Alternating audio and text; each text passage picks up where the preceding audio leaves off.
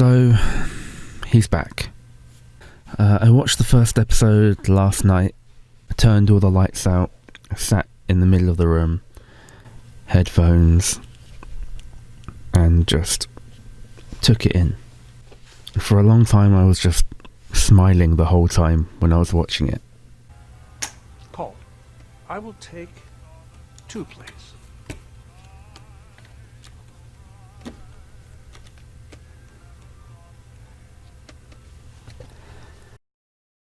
I did record myself watching it, but it's not really what you would consider like a reaction video. I didn't really say much and I was just taking it in.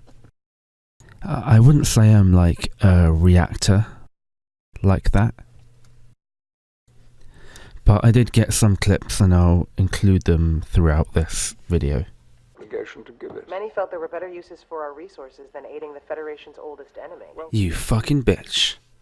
And I felt like the first episode is kind of a personal experience. The first thing I was struck by is just how it looks beautiful. It looks so well shot.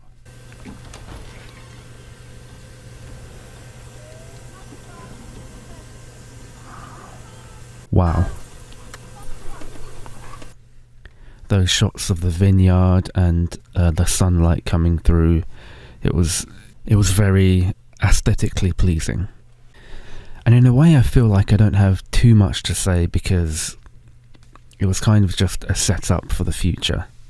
We were just kind of getting started with it. Like here's how everything is now, and we're going to go on from here.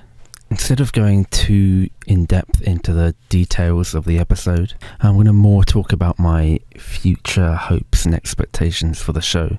So just please don't expect this to be one of those really in-depth videos where I take apart every frame and make predictions and link everything together and do 10 things you missed or anything like that.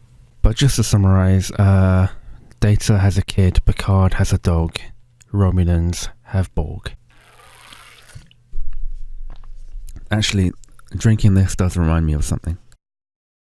We did get a look at this classic teacup used for the drinking of Earl Grey, and it got me wondering if I could find one online. After a bit of detective work, check this out. That is the cup he uses. I kind of want to buy one, but it seems like a ridiculous reason to buy a cup. What the hell? There's a set of 2, so maybe I could give one away as a prize or something. Let's talk about the dog. Big fan of the dog. Big fan of the dog and Picard's relationship.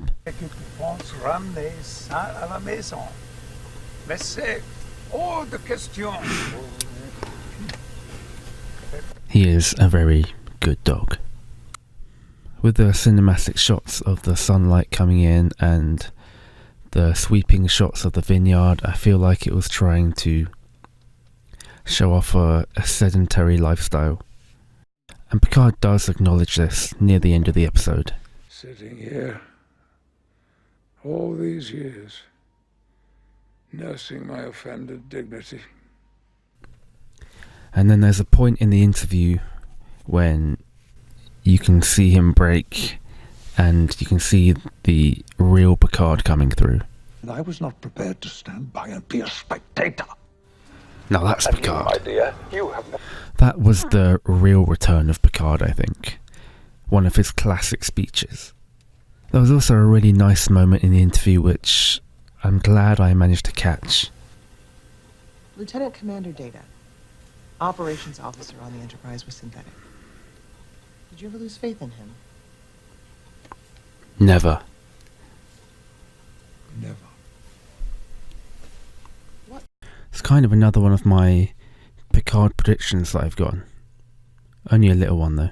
It's the first episode, so we don't really know what to expect, but I am fearful of the ultimate end and what's going to happen to Picard. I think some of us have some ideas that it might go in a Logan style direction. Not necessarily saying any spoilers, but if you've seen Logan, you'll know what happens. And if that happens in the end, that's probably going to be the saddest thing on screen ever. But it's the first episode, so I don't really know why I'm talking about the end. I'm still wondering as to how the episodes will be structured. They've said it's not like a classic Star Trek, so I'm wondering how much of it will be an overarching story versus self-contained episodic. Obviously the original Star Trek was episodic and self-contained, and with this I guess they don't really have to do that with the changes in media and everything like that. Using The Mandalorian as an example, I think that's a series that did a good job of having self-contained episodes that had a story in each one, but there's still a story, an overarching story going on in all of them.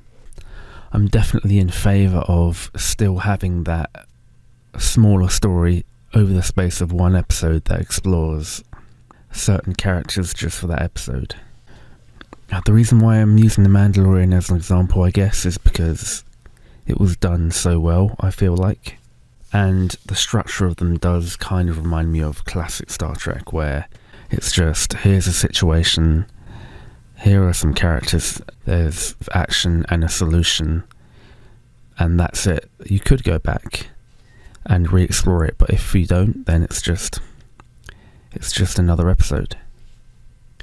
So obviously the Romulans and the Borg are doing something shady, and that's going to be the ultimate kind of battle, but I would still like to see the smaller stories in between. I mean, maybe I'm just stuck in my old ways, and if they ended up not doing that, which they don't really have to anymore, but I'm sure the show will still be good, or can still be good, if they didn't go down that kind of structure. I guess the ultimate thing to say is just I'm looking forward to the rest of them, and it's a bit weird having to wait a week between episodes because we're so used to stuff like Netflix now. But I suppose I can build my anticipation every week. Maybe I can even make one of these every week. We'll see how it goes. They found us. Oh. Move, now! Daj, wait!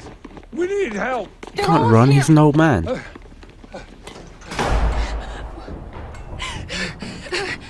Stop. Wait. And regarding reviews for the show, I don't really pay attention to any reviews, and also I think Star Trek and science fiction in general kind of can't be reviewed like other things can. It's not like a traditional review. Also, I don't think you can put too much stock into reviews, especially if you look back at The Next Generation, there's probably quite a few episodes that, don't age very well. The thing about science fiction and Star Trek is this could be reviewed really badly and still be great. That's the way I see it. Anyway, I think I've probably talked too much, so I think I'll leave it here for this week and just say, as Captain Picard always used to say, use the Force, Riker.